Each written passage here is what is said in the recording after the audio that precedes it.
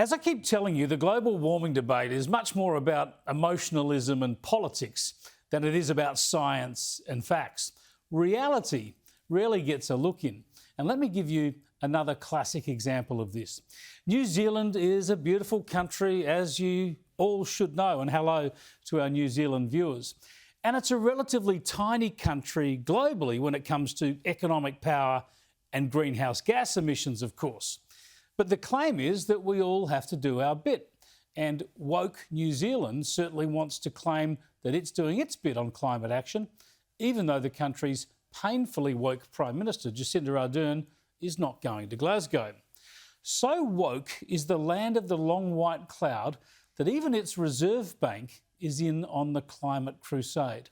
Have a look at this booklet from the New Zealand Reserve Bank focused on climate change beyond 2021.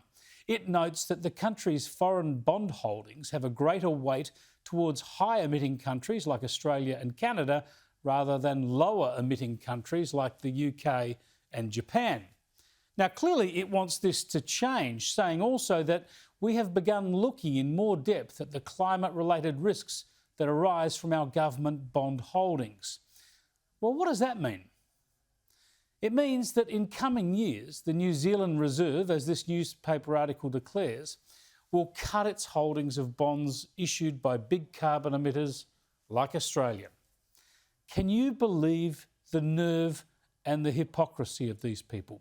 The New Zealand economy is obviously heavily reliant on Australia. It's like a client state, yet it's going to sell out of our bonds because we're a climate pariah or something. Really? Remember, Australia has cut our greenhouse gas emissions by 20% since 2005. 20%. And hasn't it caused us plenty of economic pain? What about New Zealand?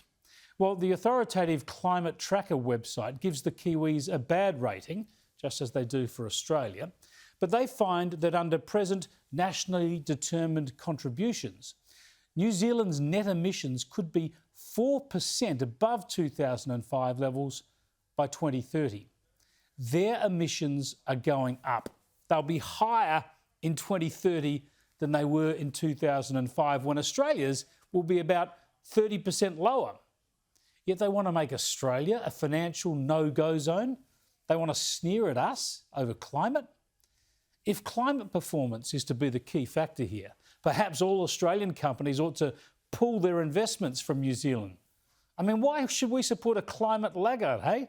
Their emissions are going up and their Prime Minister can't even be bothered going to Glasgow.